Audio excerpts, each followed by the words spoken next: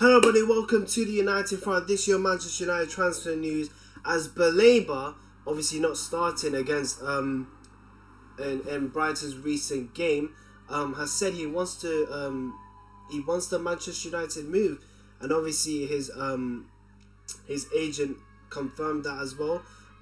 AC Milan want Rasmus, despite Rasmus Højlund not wanting to, he wants to stay at United.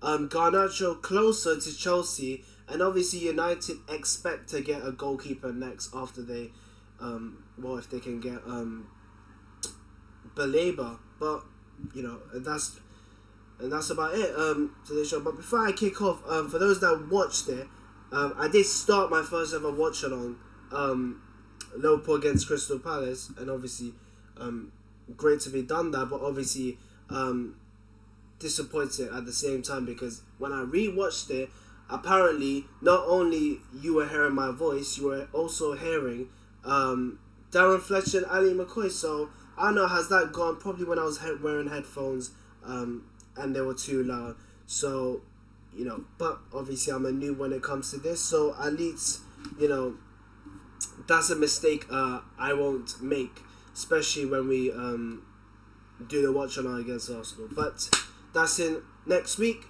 to this day. So, really excited. And yeah, let's kick off the show. So, let's talk about Baleba. So, obviously, he's breaking. Well, for some people, they think it's breaking news. But this has come up from, obviously, Fabrizio. Man United are still in contact with Carlos Baleba's representatives about a contract and salary. United want to advance, and the player hasn't closed the door. United want to try and get the perfect player. Now, really wasn't the quote that I wanted to watch, but if I could find it in the meanwhile, yeah, that's about it. Yeah. So also as well, deals for both Garnacho and Rasmus Højlund could raise to 100 million for Manchester United, which allowed them to obviously step up their interest for Baleba. Talking about Rasmus, I'll talk about Rasmus in a minute, but if we can do this deal, which for us to make this deal happen, we need to do some outgoings. Like, it's the only way that's possible for us to get this deal done. Otherwise, you're not seeing this deal happen. Or in another alternative, if we would have before sold Bruno, then I don't think this would have been a problem. But I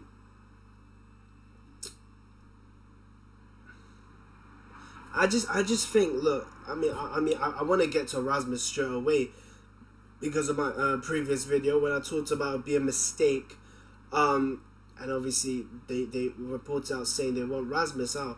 But Baleba, look, obviously it's a player that United want.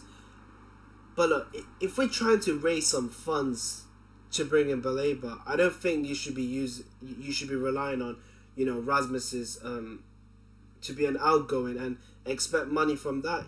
I feel like United should be selling another midfielder. Whether it's Casemiro, whether it's Onana, whether it's there was another one. People say possibly Manu, which should not happen, but some people apparently said United were going to use Toby Collier as a swap deal, and some fee. But look, if there was only one position that we shouldn't rely on funds to get Baleba, it's the striker position. But look, Baleba, getting obviously he didn't play against in the previous Brighton game in pre-season, but look, to obviously see Fabrizio tweeted it out, and apparently, look, his agent said it himself, which I'm trying to find, but he even said himself that he wants to join. You don't appear in the matchday squad because of nothing. There was a reason why Brighton didn't put him out, because of this talk of interest from from United. But look, obviously it depends on us. Now, obviously Brighton did say they didn't want to sell Baleba. They wanted to keep him for at least one season. But obviously United stepped up for their approach to get Baleba, and you know, look, Brighton are willing to sell him. You know, and obviously they gave us the fee for how much we should pay for him. But apart from that, I just think, look, I just think in terms of, you know, Baleba being concerned and being a possibility for United, I just really think, you know, for this to happen, Garnacho needs to be sold, Sancho needs to be sold, Antony needs to be sold, and Manasseh needs to be sold. And you know what? People say, oh, let's Højlund, we should sell Højlund to get funds up for Baleba. You're using the wrong player to get funds up. You like, legit, you're using the wrong players. You know, you got someone like Rasmus who doesn't want to play. He isn't like Onana where, you know, oh, I want to stay despite Onana being a worst keeper probably in Premier League history. You know, Rasmus, I'm not saying Rasmus deserves to stay, but there are, you can't just say, oh, Rasmus should be one of those players that we should focus on selling instead of Antony and Garnacho and Sancho. Like these, like Antony and Sancho should have gone. I'm surprised I haven't heard anything from Sancho, but there were talks about him being interested in Juventus, Borussia Dortmund, Napoli, Saudi, and after that nothing came up. But you know, Antony still wants his stupid dream move to Betis. But if he really wants that move, then lower your wages, you know. But you're not going to do that. Why? Because you're, again, money. It's always money with all these certain players. And look, I forgot to even mention this as well. When Sesko signed, when Cunha signed, when Mboma was signed, not only was I delighted of the signing, I was also delighted that neither of these players didn't go on strike because of, you know, when going on strike, it just shows your disrespect to the club, you know. And look, Antony did that to Ajax when he was trying to get the move to United, and that's what he's trying to do. I mean, that is what he's trying to do. And look, one of the reasons our problem as well when signing players is, you know, the personality side of it, their attitude, how they are on the pitch and off the pitch. And Antony, since saying he wants Betis but not willing to lower his wages, why do you think no other club is going for? Look, he is getting offers from other clubs, but he wants Betis. But Betis are not putting the minutes. Sorry, not minutes. They're not putting a bid in for him. So, you know, for people saying, oh, we should sell Rasmus to raise up the funds to get Baleba, no, you're using the wrong players. You should be getting Antony, Sancho and Garnacho out, you know. But obviously when you got knobheads like Demlo, you know, wanting to have a certain club, and obviously money-wise, you know, it is going to be hard. And that's why you have to look at other players and see, you know what, we might have to sell you. So yeah, the story I actually wanted to get onto is Rasmus. So I did say in my previous video that it'd be a mistake to sell Rasmus because of, you know, United. Look, if we sell Rasmus, then what makes you think we're not gonna have someone like what makes you think we're not gonna have someone like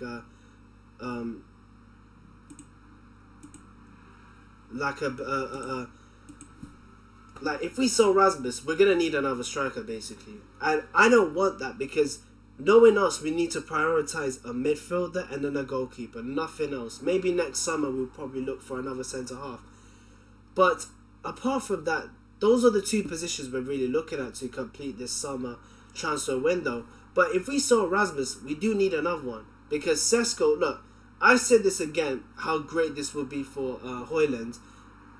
if he competes with Sesko, because he's not gonna start, and he's not gonna be overworked and overplayed. And if Sesko plays badly, for Højlund to play well, for Højlund to get in the starting lineup, he has to play well, and he has to use that opportunity to play well and start in the team. Otherwise, in those past 2 seasons, Rasmus was our only striker, and even if he played bad, we still had to play him. Why? Because there was no one behind him as a backup. You know, I know people can say Chido, but Chido's too young, you know, to be, you know, relied upon as a starter for Manchester United. So getting, you know, Sesko, Højlund has to compete with that if he wants to play minutes. You know, obviously Amrin didn't play. Obviously Amrin didn't pay him. But I just want to read this from Fabrizio. So where is it?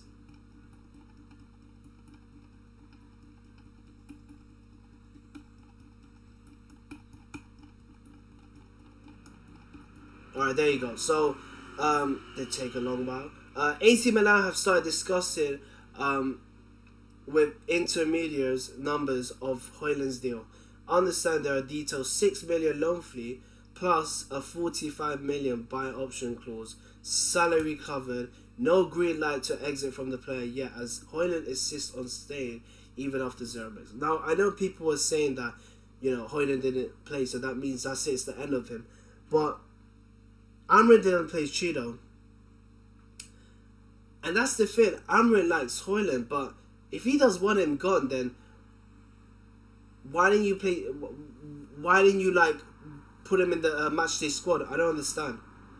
I mean, this is my question. Look, I understand Højlund not playing 0 minutes, but when you really want someone gone, especially how Man United are trying to push Højlund out of Man United, you wouldn't even put them in the matchday squad. Why do you think when people saw Baleba not even in the matchday squad for Brighton, people were starting to say, you know what? He wants the Man United move, and obviously Brighton know that. So it's the same case with Højlund, but you know, not having not putting it in the matchday squad but not starting him. Look, you could make a debate for it, but it's like put him in the squad only for him to watch the game, you know. And look, possibility, you know, you could say he was in the same sea as Ronaldo. When Ronaldo under 10 he hardly played. The only time he was playing was when it was in the Europa League. Otherwise, it wasn't it. Look, if he does stay before the Arsenal game, or at least till the Arsenal game, I do expect him to start. Otherwise, if he goes with that same approach that he did against Fiorentina, then look, that gives you another case of him wanting to have Højlund out. But look, I said it once, I'll say it again. Don't want to repeat it. It'd be a mistake selling Rasmus, because we sell him just to raise funds for Baleba. Trust me, we're going to need another striker. So, you know. And apparently, I'd even want to put it, even in today's topics or whatever, but apparently, you know, United are looking at Dominic Calvert-Lewin, and Calvert-Lewin say he doesn't mind being a backup. And I'm thinking to myself, you're actually taking a piss. I'd rather keep Højlund. Now, I know there are a lot of knobheads that will say, I'd rather have Nicholas Jackson over Højlund. I'd rather have, you know, Dominic Calvert-Lewin. I mean, it's just all these wastemans. They don't know absolute football and just absolute chat shit. But if you're seriously replacing Rasmus for Calvert-Lewin, when he's not even good enough for Everton, how do you think he's good enough for Man United? Makes no sense. So, you know, I mean, it's just funny and doesn't make at the same time, you know. But look, I've said it again, it's a mistake. Otherwise, we're gonna have to buy another striker, and you know, and we should and look, it's amazing because we're trying to push someone who doesn't want to leave United. And look, that doesn't make Rasmus a dickhead, you know. If you want someone who's a dickhead for doing that, it's an honour, because apparently he says, oh, I want to stay at United, even though he's been absolute shit for the past 2 seasons, you know. Højlund, no matter how bad he is, yeah, there's even an age gap that even relates to this as well. Onana's 27, 28. Rasmus is 22. You don't expect a young kid to absolutely be like what Yamal or Desire Doué or a young Ronaldo or Messi. No. You know, but Onana, who's experienced, and look, people might say goalkeeper and striker are like Man United's important positions, you know. Onana absolutely being piss poor for the past 2 seasons, you know. And for those that wanted their hair out, being worse than their hair when it comes to mistakes, you know. And him wanting to stay. Look, I'll tell you this. There are more people that would rather sell Onana. They'd rather get rid of Onana than get rid of Højlund. I'm telling you. It's absolute facts. But anyway, Garnacho. So, I mean, it's related to Garnacho anyway. But this came from Fabrizio. It happened during when I was doing the watch on. Negotiations between Chelsea and RB Leipzig for Xavi Simons continue. So, Chelsea want, obviously, Nkunku and Jackson gone because they didn't play against Milan, not even in the matchday squad, to obviously replace them for Xavi Simons and Garnacho. So how does that relate to Garnacho? Look, obviously, I wouldn't say it's closer, but look, if them two go, and look, apparently Jackson has suitable offers, apparently Nkunku could go back to Leipzig, but if it's possible, you know, if those two guys actually leave, then they could go for Xavi Simons and Garnacho. We don't know who Chelsea might go for first. Will they sign Xavi or will they sign Garnacho? I mean, that is the question. But look, I've said it once again. If you want to offload funds for Baleba, you need to you'd rather get someone who's higher value like Garnacho. And then you obviously go for the dickheads that are completely, well, on strike because they want the clubs they want, but you're not willing to make it happen for them. You're making it harder for them, you know. Garnacho, Anthony Sancho. But, you know, obviously with Garnacho, obviously saying he wanted Chelsea since June or July, you know. I mean, it has taken a while, but obviously Chelsea, ever since probably 2 weeks ago, say they're interested in Garnacho. Obviously it's positive, but we need to see how they move for players. And look, I've seen every time at least a week I see Chelsea at least a week sign a player. Hopefully it could be next week or before the transfer window ends that Garnacho is at least gone. So, you know,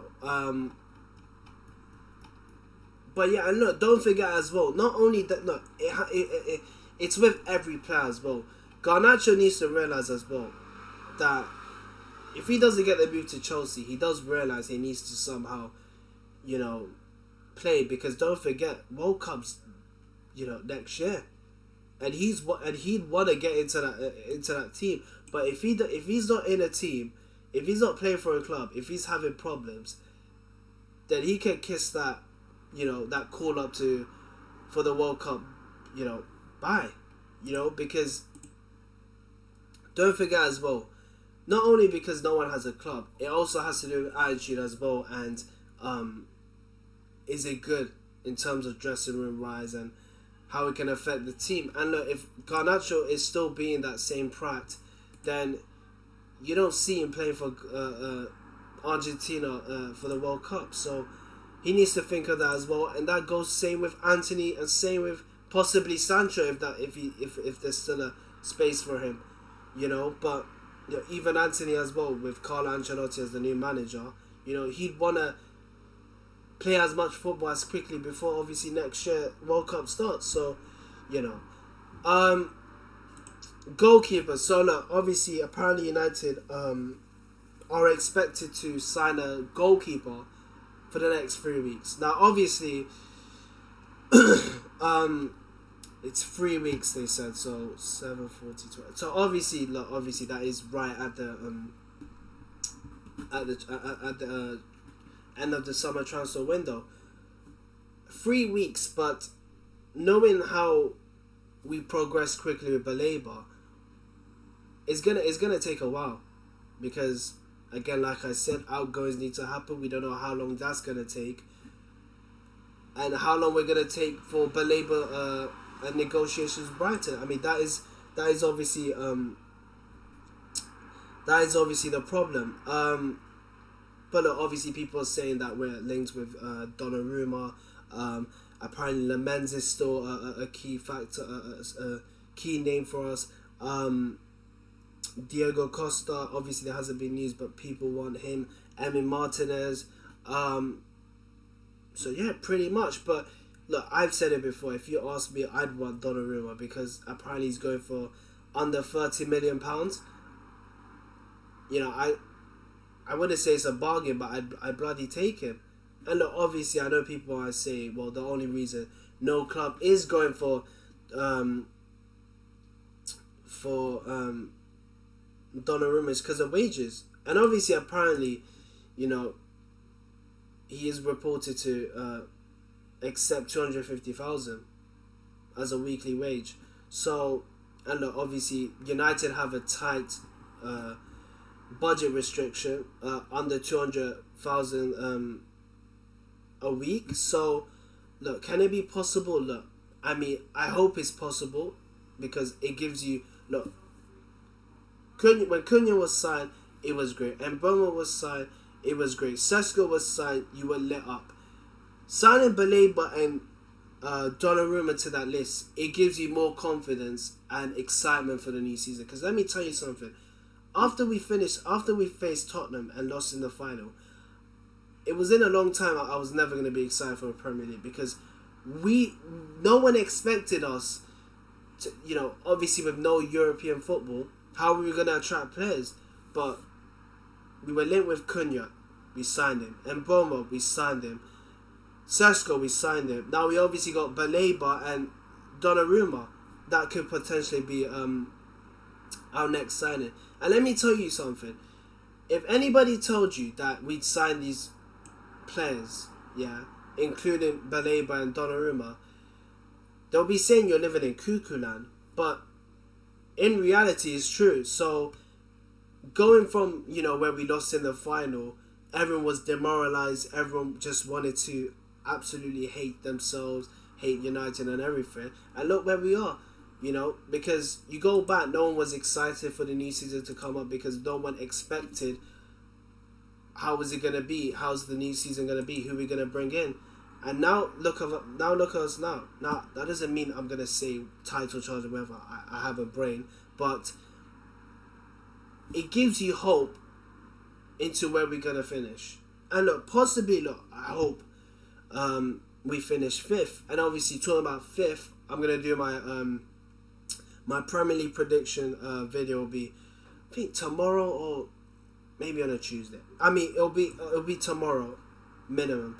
But apart from that, I mean, the signings that we're making, it gives you hope about where we're gonna finish, and hopefully in the Champions League, because it's imperative, it's mandatory for us to be in the Champions League. So, you know, hopefully we get Donnarumma. But look, if we get Lemens, it's fine. But you know, because apparently so, if I could get that tweet up, oh, there was the quote, but so apparently Onana might be used as a loan to get a new keeper in. I don't know why we would do that. Look, obviously if we loan him and then he does well, then obviously it gives you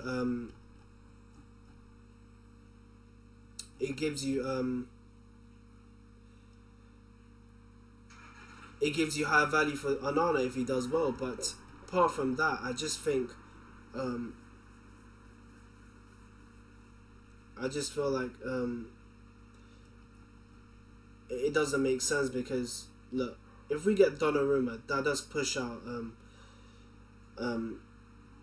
Onana. But you know, Onana saying he wants to stay at United makes me feel like he doesn't mind being the number 2. So, I mean, I don't really know. But look, if we get Donnarumma, hopefully pushes out Onana, and you know, if we get Baleba, hopefully we'll sell the right players to get the funds to get Baleba. But apart from that, I mean, look, it is gonna take a while to get Baleba, and you know,